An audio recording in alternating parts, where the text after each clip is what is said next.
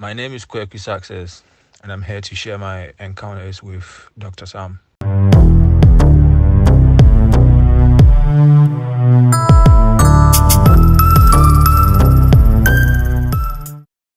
Life in the UK as a young boy. Um, it's not been easy being a black boy, and um, coming here as a child. I grew up here.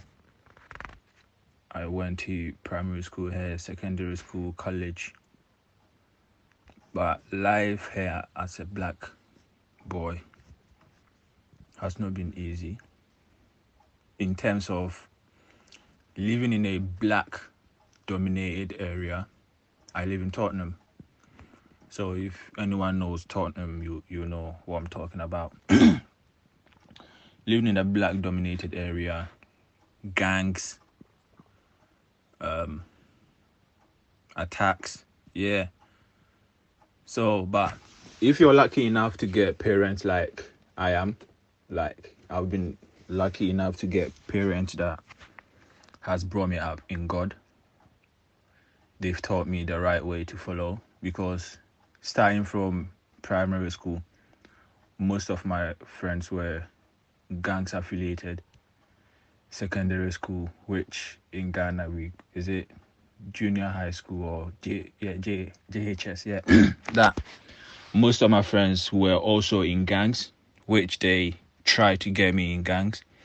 But knowing where I'm coming from and knowing where I want to get to, I did not give in. So, and if you don't give in, they will mark you as a target. They can even kill you and say that, wrong identity was a mistake, but then you've been killed. So life in the UK is not easy. People say that racism doesn't exist in the UK. It does, because I used to play football and I was racially abused, I would say, for 90% of my time playing football. I can go to a big club, like a bigger club, because I've been to Fulham, I've been to Barnet, I've been to Stoke City. I played for Stoke City for 1 year. That is where I stopped playing football because I broke my leg in it. But then Barnet, I was there for I was on trial with them for, I think, was it 6 months? Yeah, it was six months. But then they will see that you're very good, but then they will put the white kids in front of you, the black person. So racism still exists, and that goes to what I said, that it's who you know, not what you know. I grew up in the UK, innit? So I've experienced a lot. Like I said, gangs areas, living in a gang area, being a threat. But one thing about the gangs is that is when they know you, and they see that, this guy is not a threat to us, they end up protecting you. Because those that said that try to get me into the gangs, they ended up protecting me from other gangs.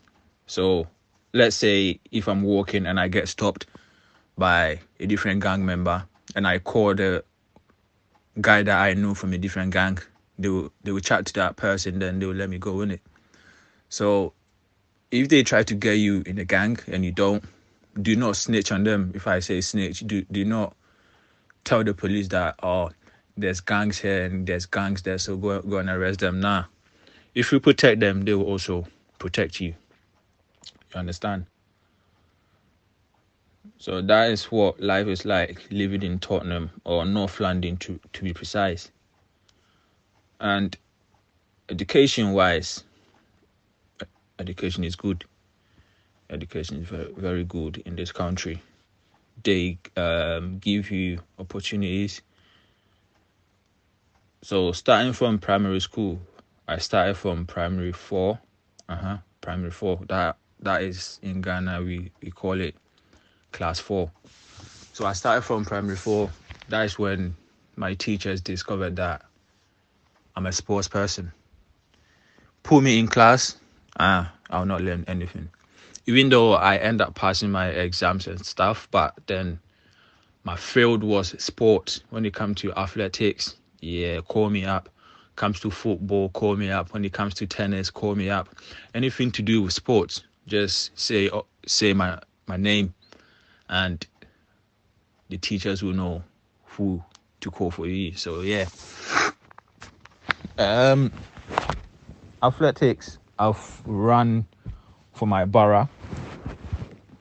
In Ghana, let me give an example. In Ghana, borough is like Nima or East Legon.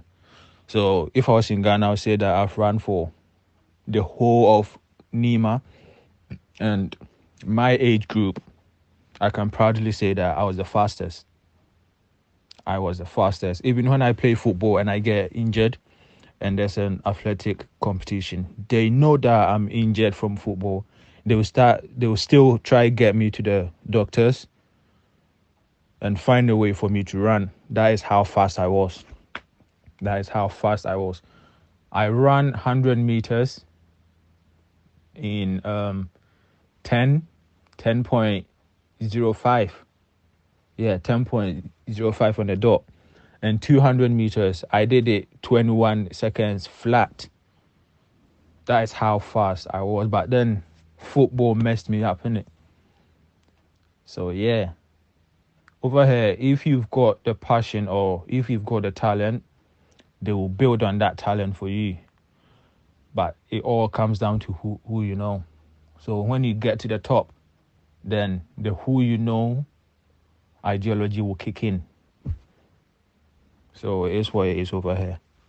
And I went through primary school to secondary school to college, then uni, which I was doing business management. It was a sports uni though, funded by the FA. So it was a sports uni. I studied at the Etihad Stadium, Manchester City, the home ground. That was my campus. So used to watch free football, Champions League, name it, all the games. Watch it for free. And my lecturer told us that in this field that we want to get into is who you know, not what you know. So you can be the smartest person, you can know every single thing that you are being taught. But if you don't have that connection, so they taught us how to build industry connections. So there's this app, I think you know it, it's LinkedIn. You build connections on that app, and from there, if you meet someone that is in the same field as you, then they help you up. But then when he told me that, I was like, me being from a minority race, it's going to be hard for me to push up. So this is who you know, not what you know. Why don't I finish my first year? The small knowledge that I managed to get from this business management, why don't I use that knowledge to start my own business? Because I'm a business-minded person. I don't like school. I'll not say I choose not to like school, but I'll say it's what nature gave me, because I've got learning difficulties. What I've realized in life is that you cannot have two things at the same time. Is you either get one or the other one. So nature gave me the ability to do sport, not the ability to learn, because I've got learning difficulties. I'm not sure if you know this, dyslexia. It's when you find it hard to learn. You find it hard to concentrate. I'm a practical person, not theory person. I can sit in a classroom for 6 hours. I'll not learn anything. But put me on the field, yes, that is me. So when the lecturer said it's who you know, not what you know, then I said, okay, I've got quite a few businesses in mind, why don't I use the tuition or the government funding money that we get to get myself a land in Ghana, build a place that I can put my head when I start my business. So right now, I'm praying to God to give me the strength to finish the small place that I'm doing so I can put my head. And after that, I venture into my business. You said you broke your leg, and that was what prohibited you from playing football to the top level. Even though you played for Stoke City before, which I mean Stoke City is a known team. What happened before you broke your leg? I mean, how did it happen? Was there no treatment? Because I mean, over there we know they have sophisticated machines or equipment that they can do something about your leg. Did you try to do something about it and then to in order to, I mean, proceed with your career in football or in athleticism and stuff like that? And then secondly, to you said you want to relocate to Ghana, you're building your own place to relocate and then start business because you drop out of university when you realize that it is who you know, not what you know. What business do you want to come do in Ghana? How do you plan to start it up and all that? I mean, let's walk through the investment plans and all those stuff and what the business you want to come and do in Ghana and then how you plan to do it. And then, I mean, moving back to Ghana, are you not a bit scared that things might not go the way you want it to go? And do you have maybe a plan B in case, may God forbid, I mean, things don't go the way you plan it to go when you come back to Ghana? Um, about my leg, I would say it was my own fault. Yeah, I caused it myself because our elders have this proverb that the tongue that eats salt and pepper is powerful, and whatever you say, it will come to pass. So basically, what happened was that in school, I've finished training, come back to London, gone to school because what I was doing was that I was underaged, so and my parents were in London as well, so I could not live in Stoke by myself. So what I was doing was that training days I'll go, then the next day I'll come back, go on a Friday, training games on either Saturday or Sunday, then come back Sunday evening for school. So in school we've finished PE, then one of my classmates got injured. He twisted his leg. Then we called ambulance. Ambulance came. And jokingly, you know that as kids we can sometimes be naive and ignorant. So jokingly, I said to my other classmates that the next day I come to school, I'll be on crutches. I said it as a joke. That was my childish mind that, oh yeah, I said it as a joke. And if I'm not training with Stoke on our off days, there's this local team that I trained with just to stay fit and sharp. So I went there, I was training, running, and out of nowhere, no one tackled me. I did not slip. I don't know what happened. We heard that something had broken. In that instant, I fell down. I started to feel cold. I was shivering. So we didn't know what had happened. And the coach came over. Then he saw that, oh yeah, this is what has happened, isn't it? And my grandma's a prophetess, so we told her from Ghana, and she brought some herbs. One thing about me is that I don't like all these chemicals. I don't like these Western medicines. I'm purely for herbal medicines, Ghanaian medicines. Yes, that is me. So we told my grandma, and she brought some medicine. My dad used it to wrap my leg, and yeah, I can run again. I can play football again. But looking at my age and looking at where things are. If I'm serious enough, I can still make it, but then I don't wanna rely solely on making it as a footballer at this age and wasting my time. That is why I want to venture into business. And the business that I want to do, I've got a couple in mind. Beverage or drinks distribution. I'll look at the alcohol brands that are not in Ghana, and I know that when they touch Ghana, it will sell quick. That is one aspect of the business I want to do. Bring those kind of alcohols to Ghana. Then either do it as a wholesale or take it to clubs, pubs, restaurants, sell it to them. You understand? So that is what I'm thinking of starting with. And the second one is animal farming. Animal farming like pigs, catfish, sheep, goat, you name it. All the animals that we can eat.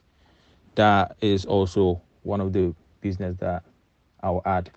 And not only herding them and selling them live, I'll do a cold store on my farm. So when you come in, you want the ones that are frozen, yeah, you get it. Or if you want live ones, you can take them alive. Or if you want us to kill them in your presence and prepare it for you, we will do that as well. And the third one is a joint business with my dad. That one I'll not like to say because it was his idea, so giving it out there will be someone's intellectual property. And talking about having a plan B, I have a plan B, but in this life, if we do not take risk, we cannot succeed. Life is all about taking risk. Even waking up in the morning and walking outside is taking a risk. If you don't walk outside, you're not going to eat. And if you walk outside, something might happen. So you might as well walk, go search for something to eat, and whatever happens, just leave it to God. I'll not say I'm scared.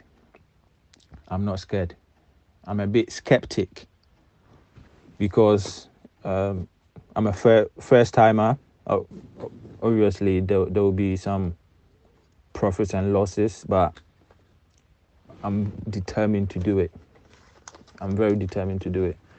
There's one thing about me is that if I put my mind to something, that I'll do it. Nothing can stop me from doing it. So obviously I have to bear in mind my profits and my losses and weigh them out. So let's say if this month I make a profit of 2k cedis, I'll weigh out my profits and my losses and I'll work out where I went wrong for me to lose that profit. So in life, if we do not take risks, we cannot succeed. And risk does not mean of failing at something for the first time does not mean that you're a failure.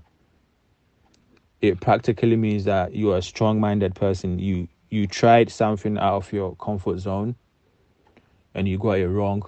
So that will boost up your confidence to try again. You understand? Failure doesn't mean, that is the end of the world. Failure means first attempt in learning. So as a first attempt in learning, I'll come back again stronger. Then I'll plan out where I went wrong, work on that weakness to make it my strength. So of course, I'm not, how am I putting this? I'm not scared. Nah, I'm not at all. If I was scared, then I wouldn't have thought of dropping out from uni to do my business. All these big men, our very own Kwame Despite, Kempon, and all those big people. They started from somewhere and they're where they are today. So I need to start from point A before I move on to point B.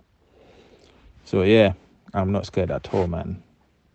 I'm very ready. And I know that someone will say, I'm lucky to be in the UK, so why do I want to come back to Ghana? One thing is that UK was not always this great.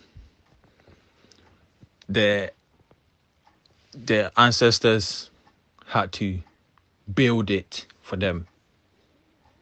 They had to start from somewhere to get to where they are today.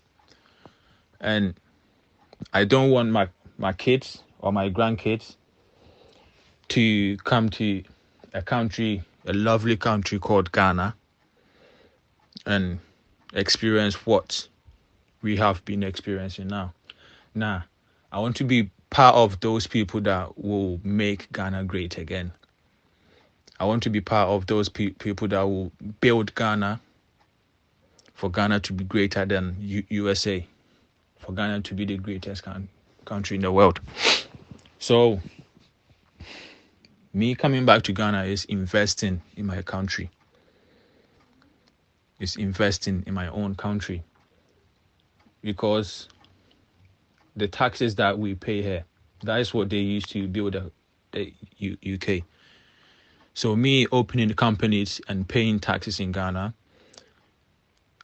the government will use that money to build the country, and I'll be proud of contributing. So all we need right now is a government that is not wicked like the ones that we've been getting. We need a government that is futuristic, that thinks about the next generation, not what they're going to benefit instantly. So once we get that government and everyone coming together to work in Ghana, I believe that the nation will be great again. With the taxes you were talking about, I mean, there are a lot of people in Ghana that have the notion, like most Ghanaians will tell you, oh, but we pay taxes, and this government, they don't use it for anything. They just use it to enrich themselves and stuff like that. And you also said towards the end that all we need is governments that are not wicked, that can put those taxes to good use. So now with that notion, are you not a bit, like you said, skeptical that, okay, these taxes I'm going to pay will not even end up being used for its intended purpose? Rather, I mean, like we say always in this country or across Africa, that the politicians will use it to rather enrich themselves. Are you not a bit skeptical about that side, that you're coming back, you have good intention, you have your money, you want to come and invest in businesses, employ people, get some people off the unemployment list, which is good. If I mean, when your business expand like the way Despite and all these big men, they own have expanded, and then they've employed thousands of people that they pay on monthly basis. It's a good idea that you want to do, but you also not skeptical that, okay, yeah, I'm coming to my country to help build the country, but will they use the resources or the taxes that I pay to do what it's supposed to be used to do? Um, with them using the tax to do what they're supposed to do or not, that is between them and God and karma, to be honest, because I believe in, like the Bible said, give what belongs to Kaiser, and give what belongs to God to God. So if I'm working in the country, I am obliged to pay tax. So I will pay my tax, and it's up to them to use it. If they don't use it, then they have answers for God. If they use it, then God bless the nation. You understand? So I'm not scared to pay my tax at all. No, I'm not. And I'm praying that by the time that I get everything started and going, we will have a government that actually cares about the nation, that will put their taxes to work. So I'm not scared. Advice for the youth. Only thing I can say is that if they've got a business idea and they strongly believe in it, I would say they should go for it. They should go for it 100%. Because in this life, we take risk to achieve what we want. So if they've got any business ideas, they should go for it. And they shouldn't be in a haste to make money. They should not be in a rush to make money at all. because it's better to feed off your own sweat rather than trying to go the shortcut, to go the shorter ways to make money. Like Kofi Kinata said in his song, fast life, fast cars, fast death.